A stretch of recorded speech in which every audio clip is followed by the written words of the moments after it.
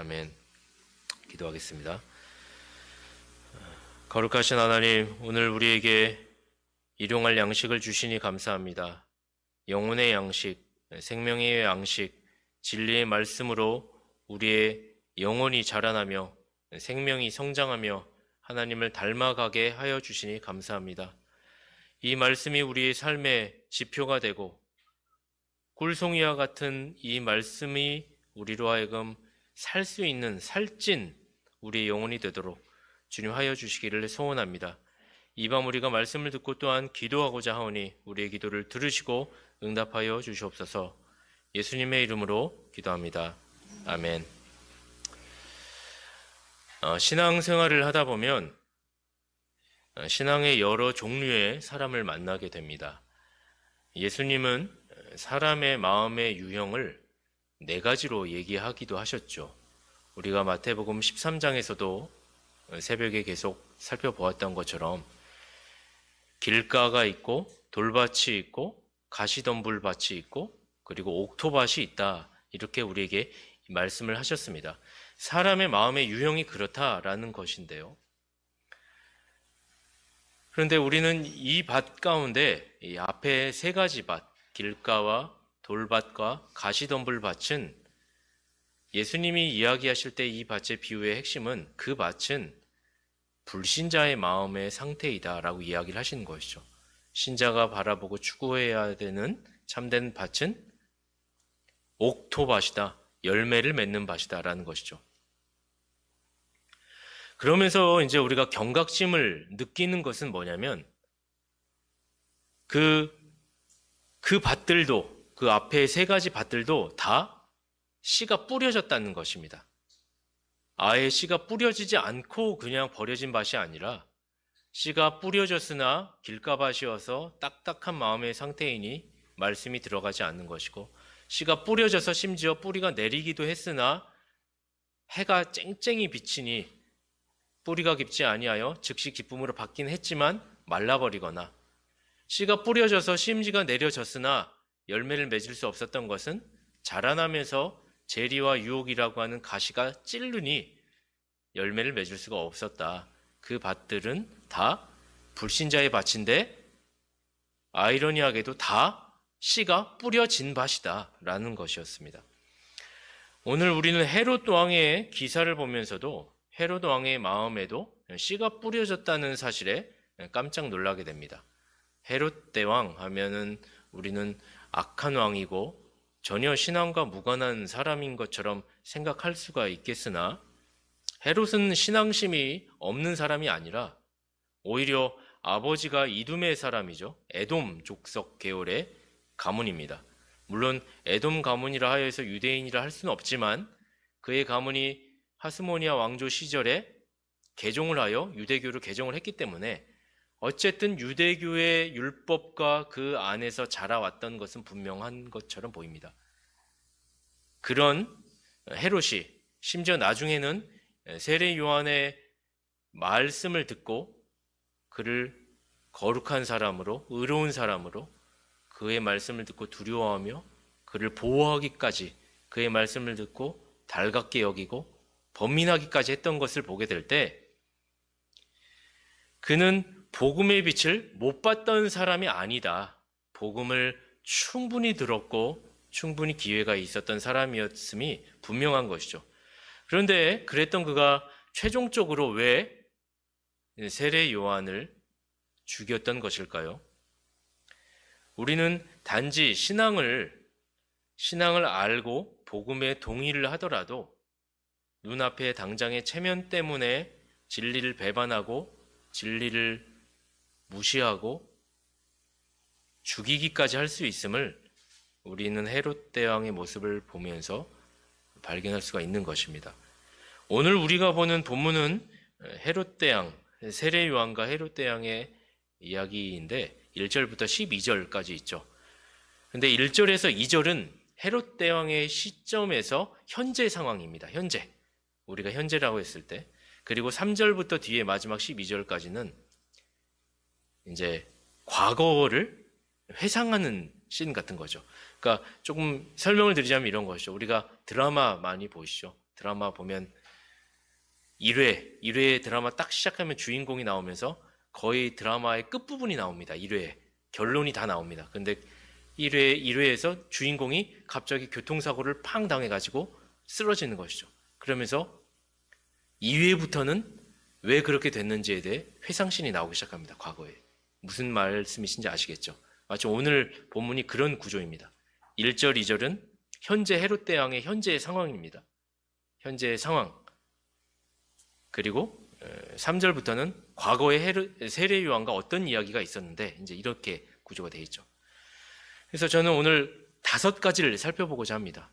간단하게 5가지를 살펴보고자 하는데 이 안에서 헤롯의 체면과 헤롯이 두려워했던 것이 무엇인지 함께 살펴보고 우리에게 신앙에 도움이 되기를 바랍니다. 첫째로 헤롯의 감정은 현재의 시점이죠. 헤롯의 감정은 굉장한 두려움에 휩싸여 있음을 알 수 있습니다. 1절에 보면 그때 분봉왕 헤롯이 예수의 소문을 듣고 이렇게 되어 있죠.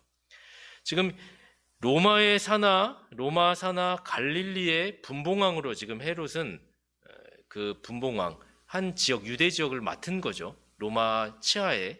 그래서 그곳의 왕입니다. 그 당시에 그 예수님의 고향 사람들은 예수님을 배척했지만 그래도 갈릴리 전역에 예수님께서 계속 꾸준히 복음을 전하면서 밑으로 내려오고 계시지 않습니까? 예수님 공생의 사역이 3년인데 한 반 정도는 지났을 것으로 추정을 합니다. 1년 반, 2년 정도 되는 그 기간 동안 예수님은 꾸준히 기적을 행하시고 복음을 전하셨죠. 이 소식들이 유대 지역 골고루 전파되었고 마침내 궁전, 헤롯 대왕이 있는 궁전에까지 이 소식이 들어가게 됩니다. 예수라고 하는 사람이 기적을 베풀고 권능을 행하더라. 이 이야기를 헤롯의 귀에도 이 이야기가 들어가게 된 것이죠. 그런데 희한한 그 반응은 헤롯의 반응이 참 희한한 것입니다. 왜냐하면 예수님의 소문을 듣고 어떤 자가 권능을 행한다라고 하는데 예수라고 하는 자라는 소문을 듣고 신하들에게 그가 바로 내가 죽였던 그 세례 요한이 부활한 것이다 라고 이야기를 하고 있으니 참 희한하다는 말입니다. 2절 한번 읽어보겠습니다. 그 신하들에게 이르되 이는 세례 요한이라 저가 죽은 자 가운데서 살아났으니 그러므로 이런 권능이 그 속에서 운동하는도다 하더라. 다른 복음서에 보면 신하들이 이렇게 얘기합니다.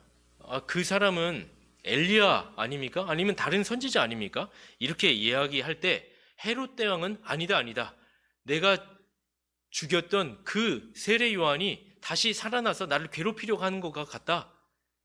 마치 무언가 쫓기는 듯한 두려움을 갖고 세례 요한의 영혼이 다시 살아나서 권능을 행하고 있다라고 지금 이렇게 이야기를 하고 있는 것이죠. 왜 그렇게 한 것이죠? 실제 세례 요한은 공생의 그의 사역 기간에 표적과 기적, 이적을 행한 적이 한 번도 없습니다. 그냥 복음을 전했을 뿐인데요. 그런데 지금 당사자인 헤롯은 죽은 예수님을 놓고 죽은 세례 요한이 예수님의 그 권능 행한 거가 바로 죽었던 세례 요한이 지금 행하고 있는 거라고 이렇게 치환을 시키고 있습니다. 그러니까 헤롯 대왕은 마치 도둑이 재발절인 것과 같은 자신이 올바르지 않게 무언가를 했다라고 하는 것이 들통나서 뭐라도 지금 자기가 다시 그것 때문에 보복을 당하여 해를 입을 것과 같은 두려움 때문에 몸서리치고 있는 것이죠.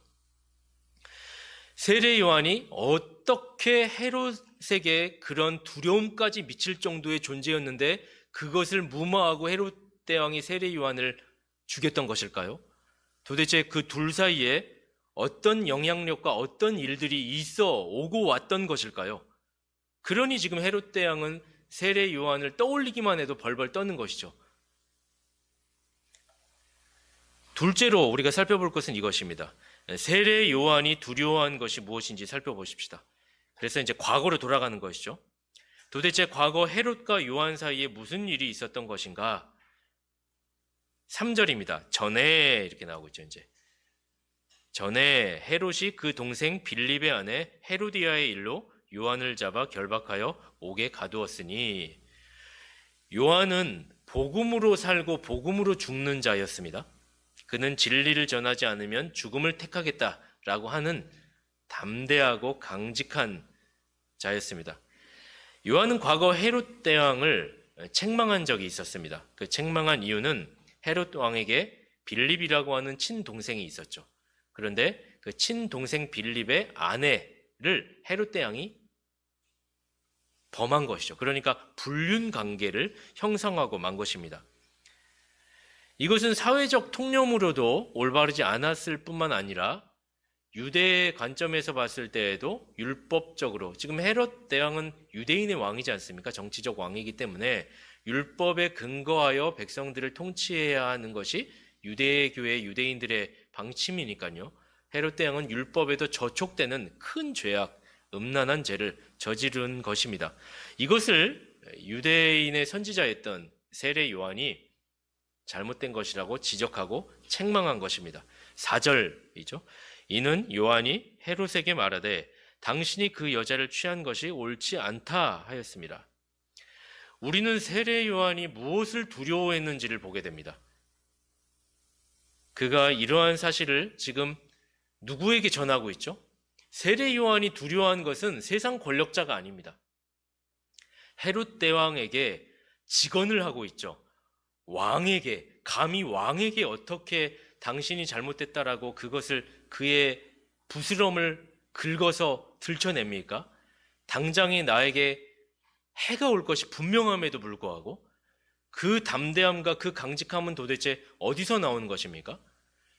세상 사람들이 아무리 선한 사람이고 아무리 그런 정직한 사람이랄지라도 세상 의지를 가지고는 이렇게까지 못합니다. 선을 위하여, 그죠? 의인이 될 수가 없는 것입니다. 단순한 도덕적 감정으로도 어느 정도 한계가 있지, 어떻게 예를 들자면 북한 김정은한테 어떤 한 사람이 그걸 지적한다라고 했을 때 그게 가당키나 하는 말입니까? 그런 독재 치하에 불신자 왕이 다스리고 있는 나라에 그 왕에게 그것이 잘못됐다라고 얘기하는 것은 진리가 훼손되는 것보다 내가 진리가 훼손되는 것은 못 보는 거죠. 체면이 중요한 것이 아니라 진리가 훼손되는 것을 못 보는 사람에게서만 나타날 수 있는 것이죠. 이것은 신앙인들에게서 나타날 수 있는 면모이죠. 인간적인 두려움 때문에 진리를 훼손하는 일을 범하지 않겠다. 하나님께서 우리에게 각자에게 양심을 주셨습니다. 그리고 하나님 말씀을 우리가 날마다 보고 듣고 예배 가운데 알고 있기 때문에 우리는 어느 정도 옳고 그름에 대한 사회 정의에 대한 통념에 대한 정의를 알고 있습니다. 그 의의가 무엇인지 알고 있죠. 그렇기 때문에 우리가 사회생활을 하다가 그리고 두루두루 인간관계를 하다가 그런 잘못된 불의에 대하여서 마음속에 용솟음 치는 것입니다. 그거 잘못됐는데 이걸 어떻게 말하지? 그것은 사실 하나님께서 주신 메시지죠. 진리를 알고 있기 때문에 그거에 비추어서 그것이 틀렸다라고 하는 것이 보여지는 것이거든요. 분별이 되는 것입니다.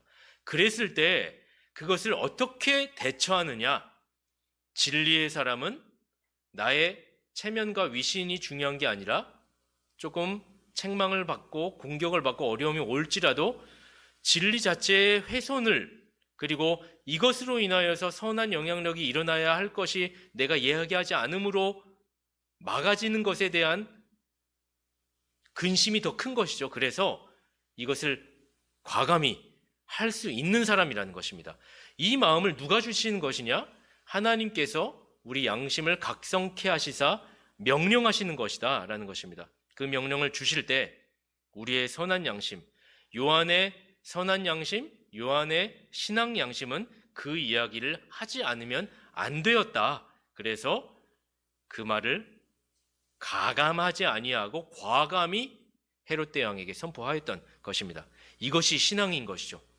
하나님 앞에 어디에 가치를 두고 그 가치에 따라 움직이는 것입니다.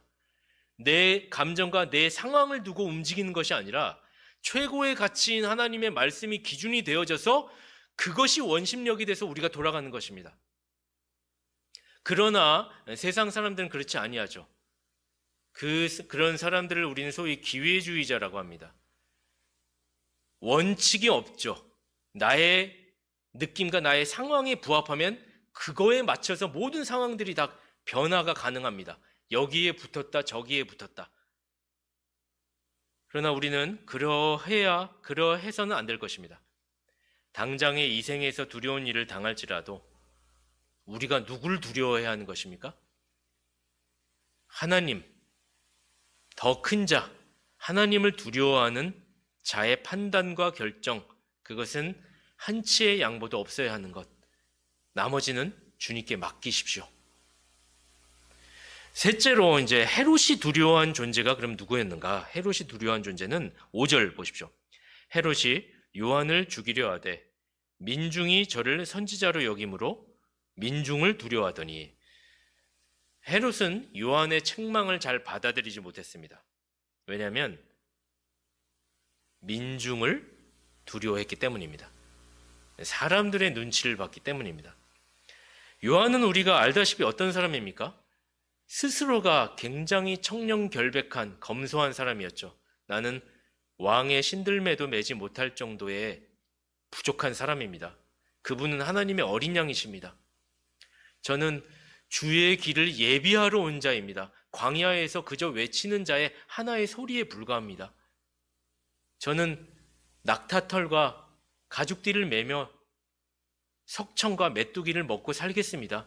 그것이 나에게 주어진 자족함입니다. 그런 겸손한 사람, 그 사람이 유대 지역에 400년 동안 메말랐던 하나님의 계시의 그 어둠 속에서 이제 주님의 때가 왔느라고 엘리야의 심령으로 예언되어졌던 자가 자신임을 증거하며 오실 메시아를 전했죠. 그리고 회개하라, 천국이 가까웠느니라 라고 회개의 복음을 전한 것입니다.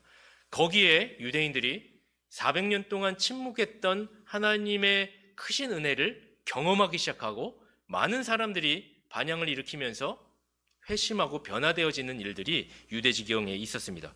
그러니 그런 민심, 유대인들의 그런 민심을 헤롯 대왕이 알고 당장에 이 세례 요한을 죽이고 싶어 죽겠는데, 당장에 지금 잡아서 입을 틀어 막고 싶은데 할 수가 없었던 것입니다. 참 이렇게 보면 헤롯 왕이 정말 기회주의자였던 것이 분명합니다. 진짜 말도 못하게 악한 사람은 그 자리에서도 민심 눈치도 보지 않고 그 악을 악으로 또 그대로 진행을 하는데, 여기선 또 민심도 눈치 보고, 여기선 또 안사람 눈치 보고, 여기선 또 선지자 눈치 보고, 이리 붙었다 저리 붙었다 하는 것이죠. 결국 헤롯은 요한을 죽이지는 못하지만 그를 투옥시키기는 합니다. 감옥에 투옥시키죠. 그렇게 1년 반 정도의 시간 동안 요한을 옥에 가둬두고 있었습니다. 그런데요, 이제 흥미로운 것은 지금부터입니다. 마가복음 6장 19절 20절에 보면 이제 세례 요한이 감옥에 갇혀서 있는 본문이 나옵니다. 오늘 본문과 평행 본문인데 좀 더 자세히 나와 있어요. 한번 우리 살펴보겠습니다. 마가복음 6장 19절에서 20절입니다. 거기에 헤롯 대왕의 변화된 심정이 적혀 있는데요. 마가복음 6장 19절 20절 제가 읽어보겠습니다. 헤로디아가 요한을 원수로 여겨 죽이고자 하였을 때 하지 못하는 것은 헤롯이 요한을 의롭고 거룩한 사람으로 알고 두려워하여 보호하며 또 그의 말을 들을 때 크게 번민을 느끼면서도 달게 들음이러라. 이게 무슨 말인가요? 우린 지금 놀라운 일을 보게 됩니다. 헤롯은 분명히 최초의 세례 요한을 잡아서 감옥에 죽이고 싶어 했습니다. 그런데 민심의 눈치가 보여서 죽이진 못하고 감옥에 가두기만 했을 뿐이었죠. 그런데 막상 감옥에 가둔 다음에 헤롯 대왕이 세례 요한과 교류를 했던 것 같습니다. 그의 말을 들을 때 자주 그의 말을 들으러 감옥에 갔던 것이죠. 감옥에 갔더니 그와의 대화 속에서 세례 요한이 헤롯 대왕을 만나서 무슨 이야기를 했을까요? 나 좀 꺼내주십시오 이렇게 얘기를 했을까요? 아마도 그러지 않고 세례 요한은 복음을 전했을 것입니다. 어떤 일이 일어났습니까? 헤롯은 요한의 말을 듣고 20절에 6장 20절에 의롭고 거룩한 사람으로 알고라고 이야기를 하고 있습니다. 헤롯이 보기에 요한이 처음에는 이 사람이 나에게 싫은 말을 해가지고 내가 잡아들였는데 계속 이야기를 듣다 보니 이 사람이 참 의롭고 거룩한 사람이네. 그런데 그 의롭고 거룩하다라고 알게 된 게 단순히 윤리적으로 조금 정직하고 좀 청결하고 이런 이야기가 아니에요. 그 다음 구절이 뭐라고 나와 있죠? 의롭고 거룩한 사람으로 알고 그를 볼 때 어땠다고요? 두려워하여 라고 이야기를 하고 있습니다. 어떻게 왕이 어떻게 감옥에 갇혀있는 죄수를 보면서 두려워할 수가 있죠? 이건 무슨 감정입니까? 아니 그냥 수평적으로도 우리가 사람이 사람을 볼 때 어떻게 두려워할 수가 있죠? 언제 두려워하게 됩니까? 이거는 영혼에 관련된 것입니다. 영혼에 관련된 갈등만 우리가 일어나도 그 사람 보는 게 막 심장이 뛰고 두려워지죠? 그건 영혼의 문제이기 때문입니다. 헤롯 대왕이 세례 요한을 보았을 때 그가 의롭고 거룩한데 두려워. 그 사람을 볼 때마다 그 사람의 얼굴에서 무엇이 보여진 것입니까? 하나님의 얼굴이 보인 것입니다. 하나님의 속성이 보인 것입니다. 그 사람이 말하는 그 의로움은 하나님의 의로움이고 그 사람이 말하는 그 분별력과 그 진리에 대한 이해는 하나님의 거룩함인 것이죠. 그러니 세례 요한과 대화를 할 때마다 그의 얼굴을 볼 때마다 두려움을 느끼게 되어지는 것입니다. 한낱 죄수에 불과한데 왜 내가 이 자를 볼 때마다 두려움을 자꾸 느끼게 되는가? 미치겠는 것이죠. 요한 자체가 진리를 소지하고 진리와 함께 살고 있고 진리가 자체이기 때문에 그의 입으로부터 나오는 모든 말은 하나님의 속성이고 하나님의 말씀이고 하나님의 원리인 것이죠. 그러니 세례 요한이 그의 말을 들을 때마다 두려움을 느끼는 것이죠. 사실 그런 것입니다. 우리는 경건한 사람, 믿음의 사람, 진리를 잘 아는 사람과 대화를 하면 틈을 보여주고 싶지 않습니다. 왜 그렇습니까? 말 실수를 조금 잘못했을 때 나의 불경건이 드러나는 것이 굉장히 민망하고 불편하기 때문입니다. 왜냐하면 상대방이 너무 원리적으로 바르고 옳고 하나님의 사람인 것을 내가 사실 느끼고 있는 것이죠. 그런 관계가 사실 형성되어야 하는 것입니다. 우리가 세상에 나갔을 때 믿지 않는 자들이 우리를 보고 그런 느낌을 받아야 되거든요. 그런데 지금 헤롯 대왕이 세례 요한을 보더니 두려워하는 것입니다. 아, 이거 어떡하지? 왜 내가 죄수 따위를 볼 때마다 두렵지? 그러면서도 또 한편으로는 다음에 뭐라고 나와 있죠? 20절에 의롭고 거룩한 사람으로 알고 두려워하여 보호하며 또 그의 말을 들을 때 크게 번민을 느끼면서도 달게 들음이리라. 그의 말을 들을 때마다 달게 느껴지는 것입니다. 이상하게 헤롯 대왕이 세례 요한의 말을 들을 때마다 두렵고 막 힘들기도 하지만 한편으로는 또 꿀송이와 같이 단 것입니다. 그의 말에서 통찰력이 쏟아지는 것입니다. 사회를 보는 안목, 정치를 보는 해안, 경제와 인간관계에서 어떻게 해야 하는지, 그리고 그가 하는 말에 무엇보다 진리는 하나님이 누구신지, 왜 인간들은 죄인인지, 그리스도의 속죄가 왜 필요한 것인지, 장차 있을 나라의 영원한 심판은 어떻게 오게 되는 것인지, 그 이후의 세계에 영원히 천국과 지옥이라고 하는 곳으로 가게 될 터인데 그것을 결정짓는 근거는 무엇인지, 이런 이야기를 들을 때마다 두려우면서도 한편으로는 달갑게 영원히 만족을 느낀다는 것이죠. 헤롯 대왕이 그의 말을 들을 때마다 영원히 참으로 만족함을 누리는 것입니다. 그의 말을 들을 때마다 그러니 어떻게 되죠? 번민하는 것이죠. 고민하고 영혼에 대해서 번민하고, 부자 청년이 어떻게 하면 내가 영생에 이를 수 있습니까? 주님 찾아와서 어떻게 하면, 그 말은 무엇입니까? 고민과 번민을 한 것이죠. 자기 딴에는 다 해봤는데, 율법을 다 지켜봤는데, 완벽하게 수행했는데 어떻게 하면, 그런데 참된 의미를 알지 못하는 것이죠. 동일하죠. 번민은 할 수 있습니다. 그리고 어떻게 하면 영생을 얻을 수 있느냐고 주님을 찾아온 열심도 보일 수 있으나 그가 주님을 온전히 믿은 것은 아니었음이 참으로 아이러니한 것이죠. 우리는 헤롯이 무엇보다 크게 번민하였다라고 하는데 그가 회개에 이르는 고민을 한 것을 알 수 있습니다. 누가복음 23장 8절에 보면 헤롯이 나중에 이제 요한도 죽고 뭐 시간이 좀 더 지나서 예수님께서 이제 공회에 잡혀가게 됐을 때 예수님을 신문하기 위하여서 이제 총독이 헤롯과 이제 대화하는 장면이죠. 누가복음 23장 8절에 헤롯이 예수를 보고 매우 기뻐하니 이는 그의 소문을 들었으므로 보고자 한지 오래였고 또한 무엇이나 이적 행하심을 볼까 바랐던 용거라. 헤롯은 이 복음에 대하여 그리고 예수님에 대하여서 지식이 많이 쌓였습니다.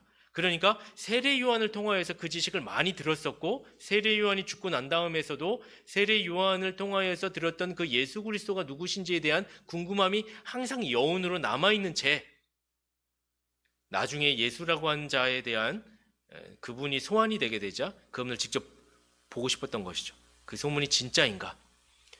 헤롯 대왕의 신앙이 얼만큼 번민하였는가는 우리가 충분히 유추할 수가 있을 것입니다.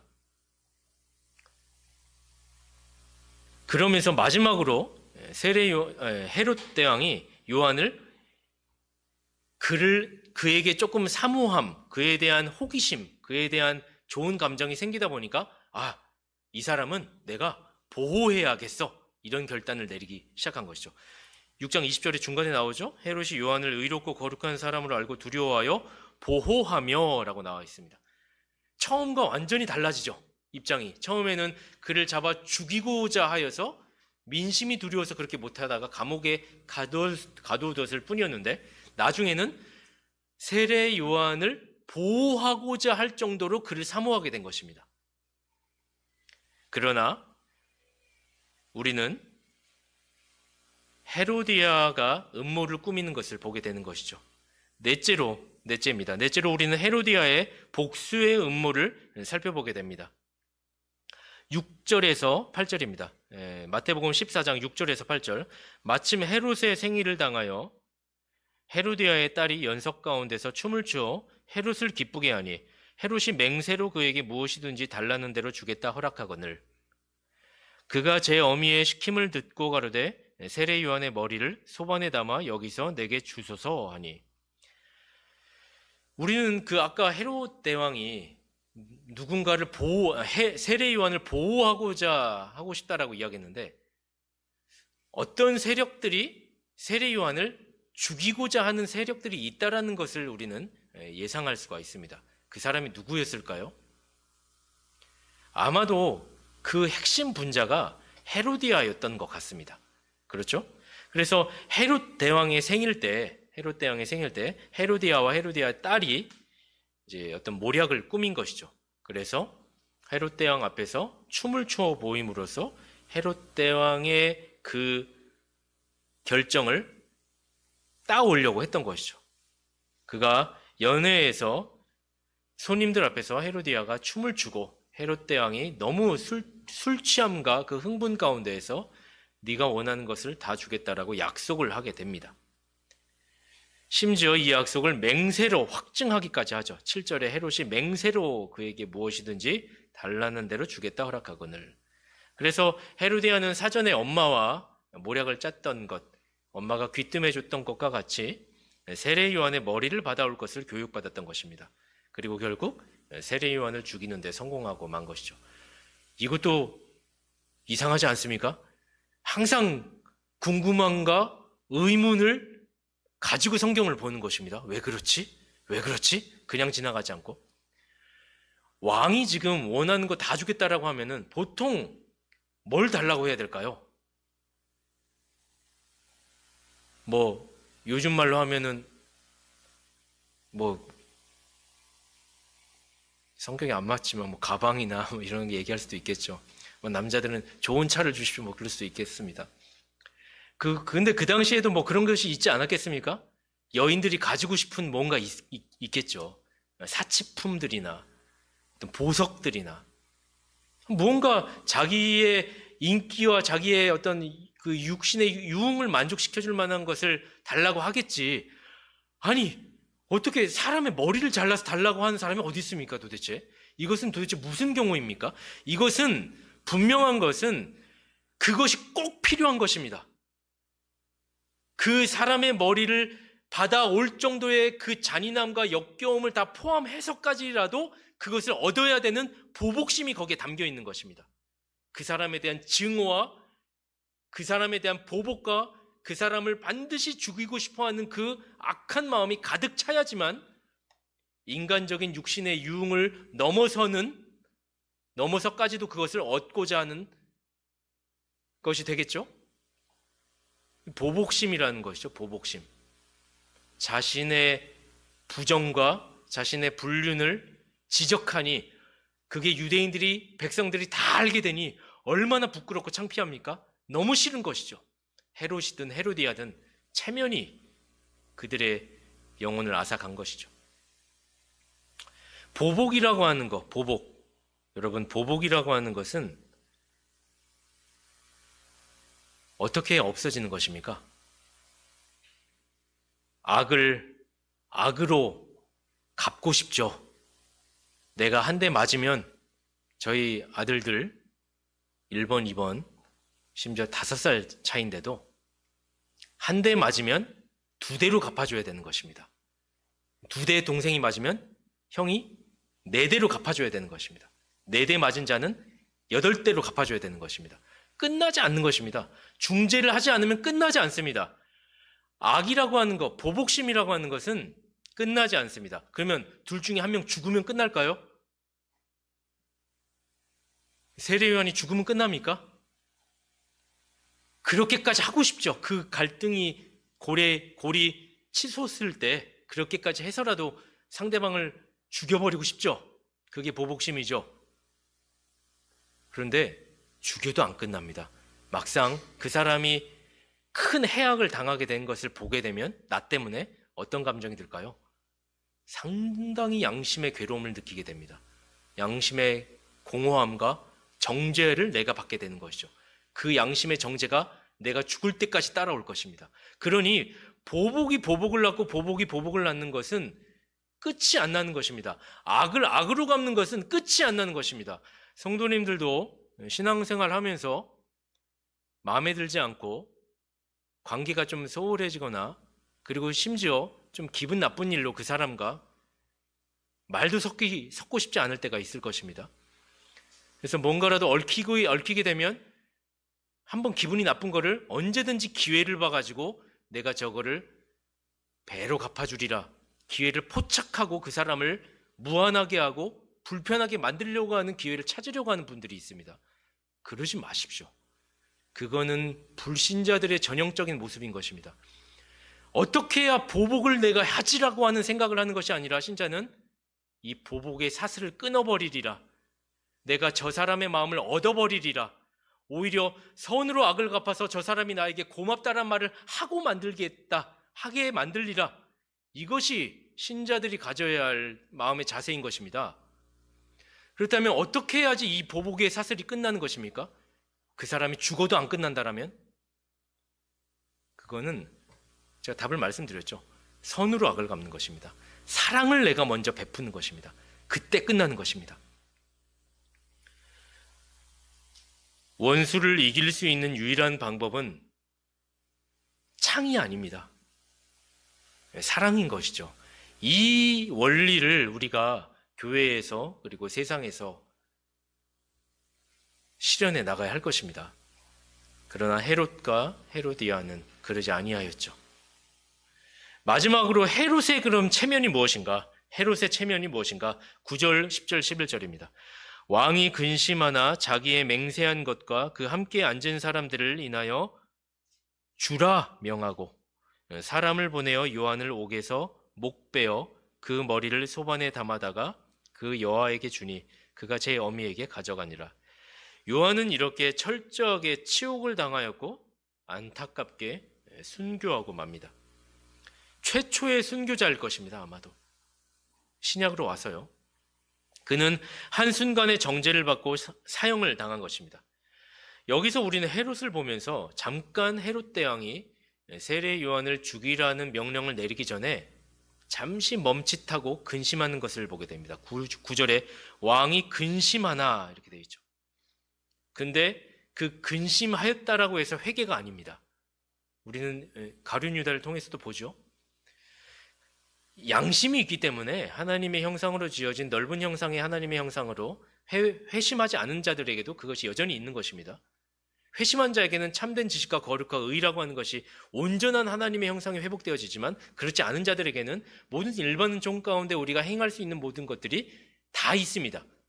일반적인 도덕적, 일반적인 창의적인 생각, 미술도 하고 음악도 하고 활동도 할 수 있는 것들을 우리가 다 가지고 있는 거죠. 일반적으로 양심이 있기 때문에 근심도 하고 할 수 있는 것입니다.